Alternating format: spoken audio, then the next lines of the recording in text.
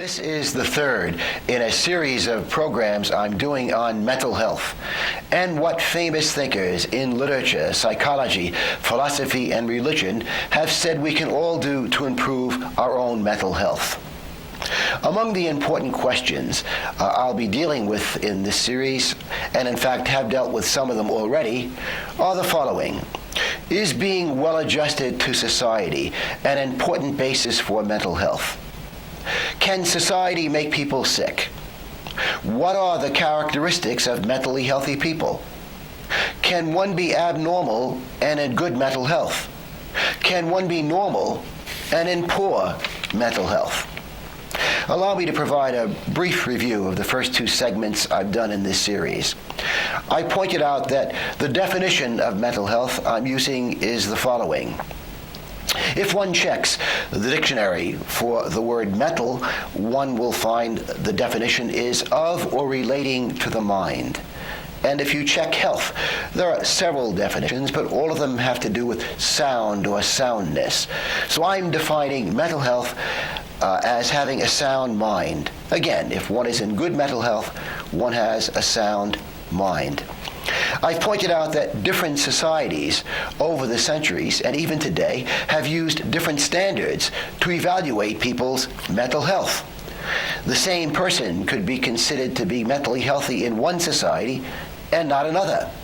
And indeed, even societies themselves change in terms of the standards they use, so that in particular societies, one might have been considered in good mental health in a previous generation, but not in good mental health today. Allow me some examples. Catholic popes who condone the burning of people to death because of their religious beliefs were not considered to be in poor mental health. Thomas Jefferson, who wrote in the Declaration of Independence the very famous words, "All men are created equal," and who in other writings condemned slavery as being immoral, owned about 100 slaves. And he still owned these slaves after writing these sentences. Many Southern ministers, when Jefferson was alive, claimed that God approved of slavery, and few people, if anyone, accuse these ministers who claim that God approved of slavery of being in poor mental health. Indeed, few, if any, people accuse these ministers of insulting God by saying that he approved of slavery. In some societies today, one can have no compassion for the victims of rape, and indeed urge the families of the victims to shun them, to reject them. And yet these people very often are still considered to be in good mental health. The idea seems to be that it's a disgrace to be raped, a disgrace to be raped. In some societies today, a man can at the same time be considered to be very religious and also at the same time treat women as possessions. And again, in certain societies today, such men would not be considered to be in poor mental health. Freud raised the possibility of entire societies being mentally unstable. And isn't it true that Jesus saw the world as being a rather sick place, and Buddha also? Well, what is the healthy attitude towards society? What is the healthy attitude towards society? Well, the great thinkers have said we should be skeptical and we should be critical thinkers. We should think critically about the values and customs of our society. Psychiatrist M. Scott Peck has said this: "The path to holiness lies in a questioning attitude." The path to holiness lies in a questioning attitude. I mentioned in my last program a very famous book on this issue of mental health, a book entitled One Flew Over the Cuckoo's Nest. You know that a movie also has been made based on the book, a movie starring Jack Nicholson. Why is this book, One Flew Over the Cuckoo's Nest, very germane to this discussion? Well, because it stimulates our thinking about society and its impact on a person's mental health. Ken Kesey, the author of the book, introduces the concept of the fog machine in his book. What is the fog machine? Well, according to Kesey, it's the act of individuals and society intentionally or unintentionally confusing and misleading people about what is true, about the nature of reality, about the way things really are. An example from the book. One of the main characters in the book is Big Nurse Ratched. That's the way she's described. And she runs the group therapy sessions in the ward in this mental institution where the book takes place. And Kesey leads us to believe that when group therapy is taking place, there is a kind of fog machine on, in the sense that it appears that during group therapy, the nurse is trying to help people, whereas the reality of the situation is that she is simply trying to control people, that she's on a power trip.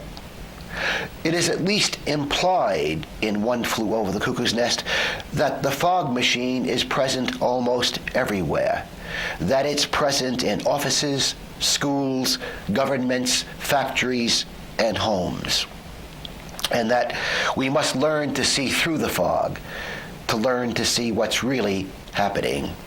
Freud, in a certain sense, referred to this fog machine, although he never used those words. Freud often used the expression, let's get beneath the surface, and more than meets the eye. Leo Tolstoy, the great Russian writer, also addressed himself to the concept of the fog machine. But again, he did not use that term. Instead, in a very famous book Tolstoy wrote, a book which is really a social commentary, a book entitled The Kingdom of God is Within You, Tolstoy used the expressions universal hypocrisy, and state hypnotism.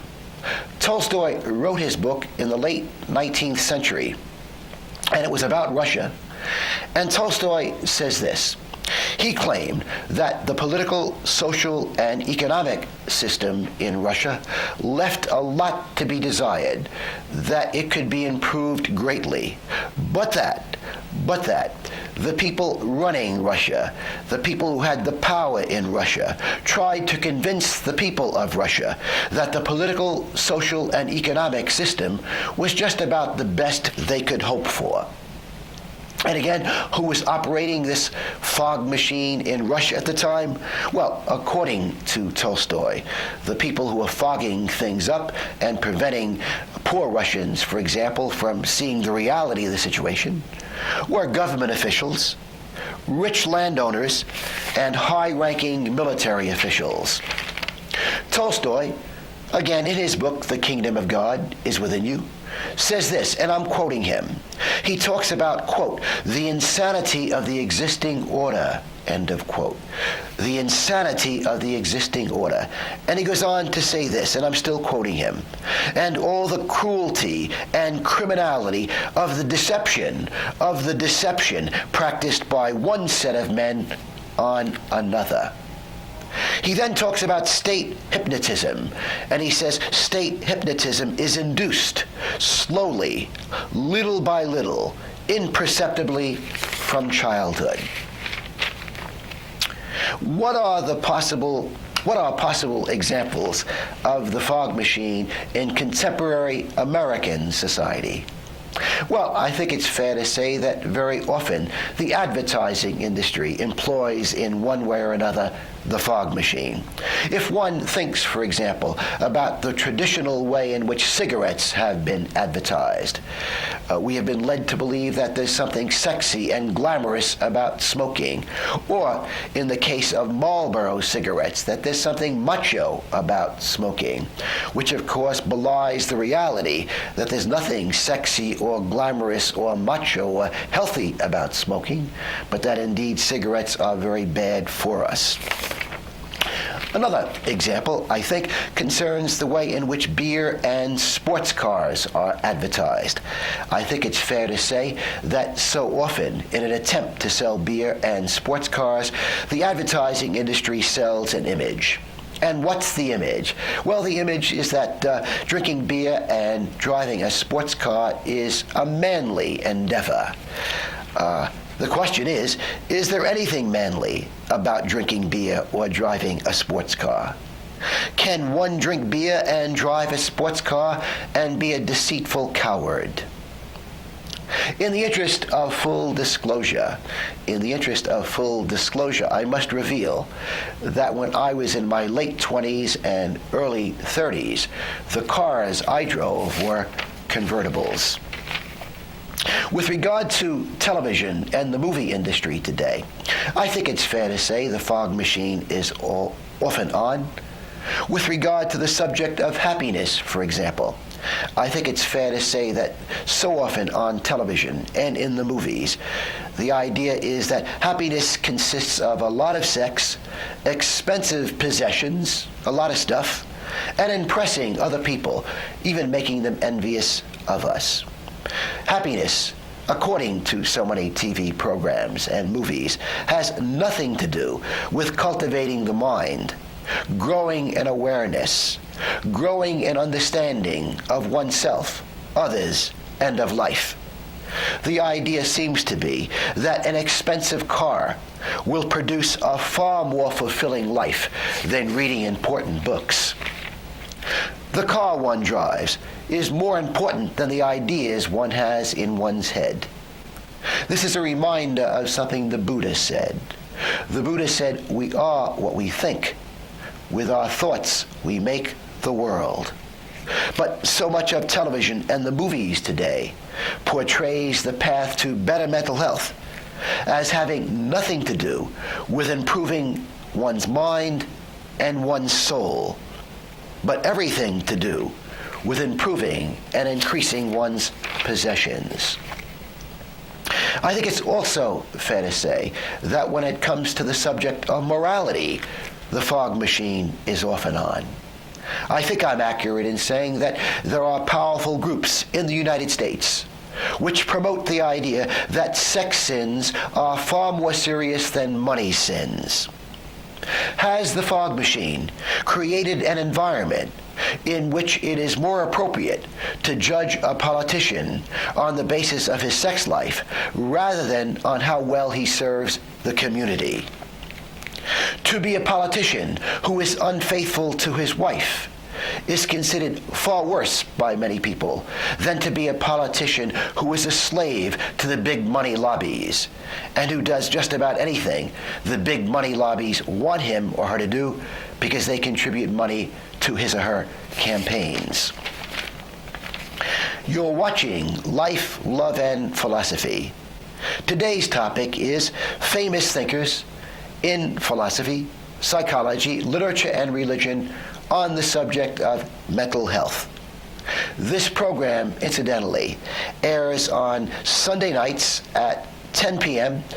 on Channel 35.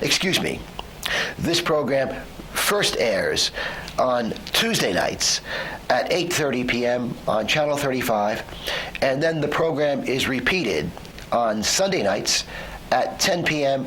also on Channel 35. The fog machine, I think, creates an environment where the average good citizen is often unaware of the most common sins he or she commits. And what might be the most common sins that perhaps we all commit? Well, my speculation is that perhaps happiness stealing is the most common of all sins. And how is it done?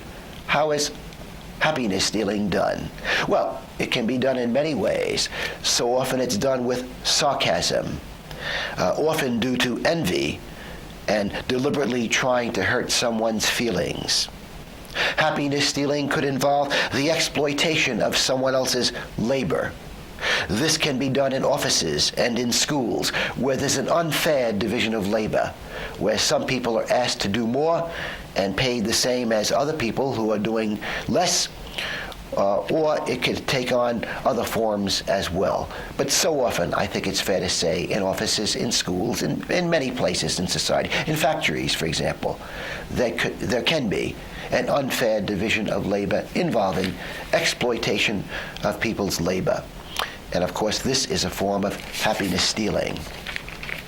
I think it's also fair to say that playing the game of one-upmanship relates to this theme. The idea that I'm better than you are, putting down other people, humiliating other people, bullying other people in the school, in the office, in the factory, all, I think, are examples of happiness stealing. And taking advantage of very gentle, decent, unassertive people because they are gentle, decent, and unassertive. I sometimes wonder if there might be a special place in hell for people who take advantage of decent, unassertive, gentle people. Author Ernest Becker has put it this way on the subject of happiness stealing. He's written about the average good citizen's daily pettiness and small sadisms that are practiced on family and friends. And of course, uncaring business people, teachers, professors, politicians, who steal people's happiness every day by their lack of concern for doing their jobs ethically and well. I can think of an interesting way to determine the extent of the influence of the fog machine concerning the sins of happiness stealers. And it concerns a possible survey of Roman Catholic priests. You know that devout Catholics regularly go to confession, and they start their confession by asking for God's forgiveness. And I just wonder how many people come to the confessional booth and begin in this way. Bless me, Father, for I have sinned. 3 times in the past week, I tried to steal someone's happiness. I wonder how often this happens in the confessional. Is it possible that the fog machine is so effective that many people don't even believe they're sinning when they attempt to steal other people's happiness? Do they believe that the 8th commandment, which forbids stealing, simply forbids stealing goods, things, stuff? Don't they understand that there are many ways one can steal from another person? What do you think? When was the last time, by the way, you heard a sermon on happiness stealing? Jesus, profound psychologist that he was, knew that we tended to be more aware of other people's sins than our own. Jesus knew that we tend to focus more on other people's sins than our own. And so he warns us in the New Testament to take the log out of our own eye before attempting to take the speck out of someone else's eye. Does the existence of the fog machine interfere with one's attempts at becoming a mentally healthy person? That really is one of the $64 questions I'm presenting. Again, does the existence of the fog machine interfere with one's attempts at becoming a mentally healthy person? Psychiatrist M. Scott Peck has no doubt that it does. Scott Peck claims that lies are one of the roots of mental illness.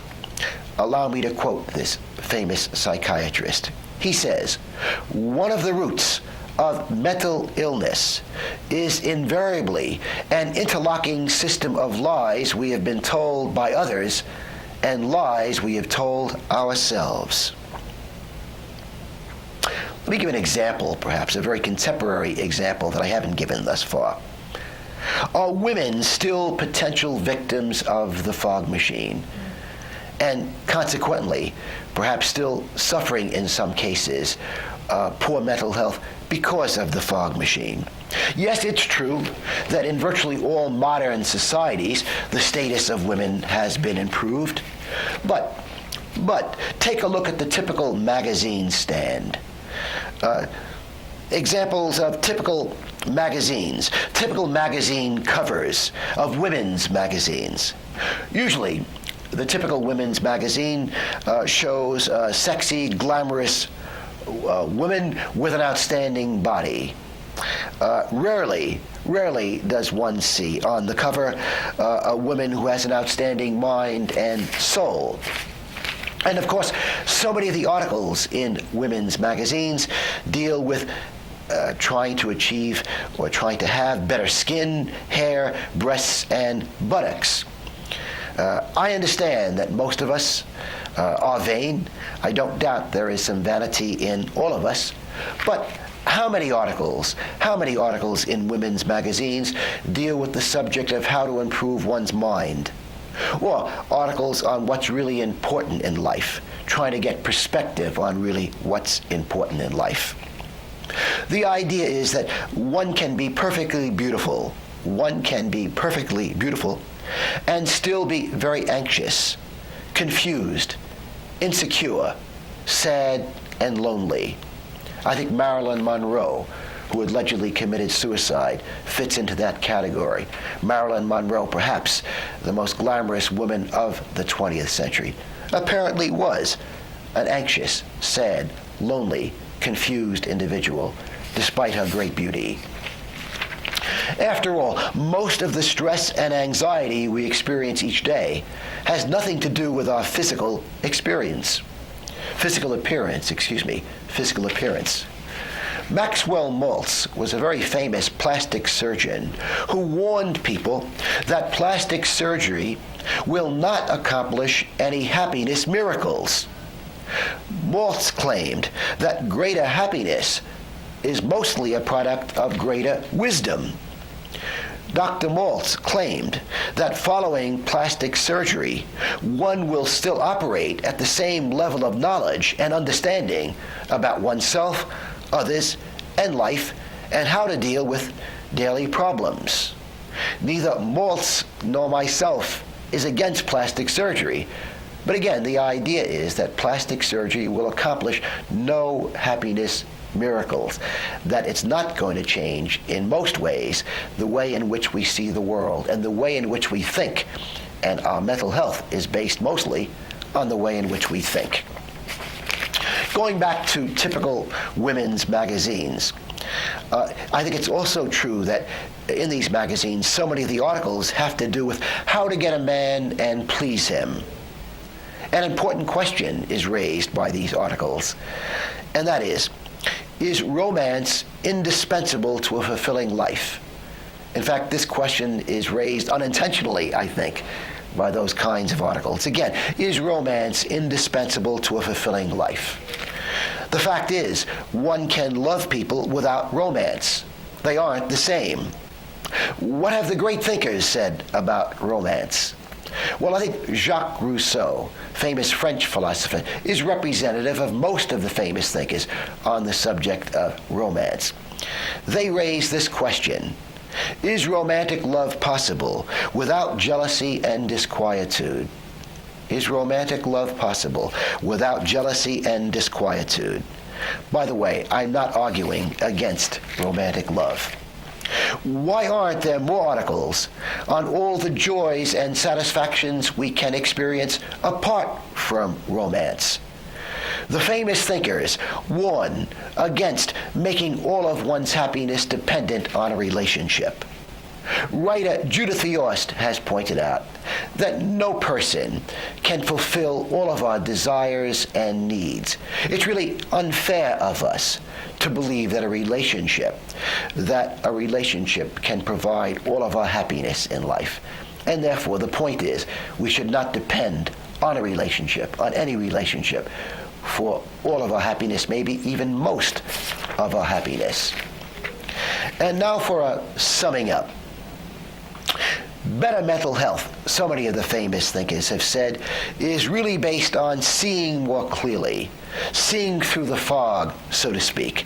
I mentioned before that psychiatrist M. Scott Peck has said that lies are a root of mental illness. Again, his own words.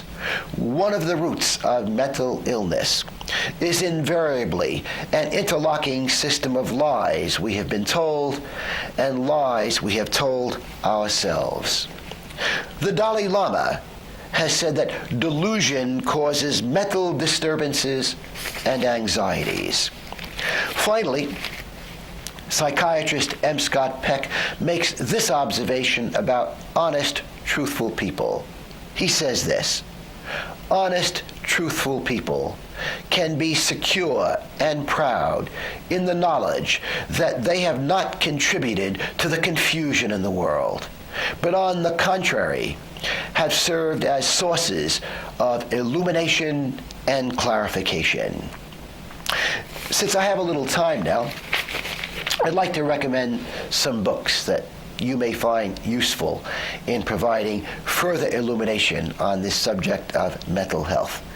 I've already mentioned in the last two programs Ken Kesey's book, One Flew Over the Cuckoo's Nest. Many academics today consider it to be a classic. It's a book that was written in the early 1960s, but you'll have no trouble buying it at any major bookstore. And if you're not interested in reading the book, I suggest you rent the movie. I think Jack Nicholson won an Academy Award for his portrayal in the movie. As usual, I do believe the book is better than the movie. I also mentioned in this program Leo Tolstoy's very famous book, The Kingdom of God is Within You. Unlike most of Tolstoy's books, it's not a novel. Rather, among other things, it's a social commentary. And again, he talks about happiness stealing through state hypnotism. And by the way, he was talking about Russia before the communists took over the country. And a play I highly recommend, a very famous play by Norwegian playwright Henrik Ibsen. It's a play entitled An Enemy of the People. An Enemy of the People. It's a play which in one way or another features the fog machine, although again that term is never used. It features the fog machine in that society tries to punish a man for his goodness and tries to convince a certain man that his goodness is really not goodness. Again, Henrik Ibsen's An Enemy of the People. And finally, a very short book, which I've recommended before, a great book, I think, which helps us to think about what constitutes wisdom, Hermann Hesse's book, Siddhartha. Hermann Hesse's book, Siddhartha, a classic. Again, a very short book about a man's questing for wisdom. Finally, Henry David Thoreau reminds us that we are all artists. In his masterpiece, Walden, Thoreau wrote the following words: "To affect the quality of the day, that is the highest of arts."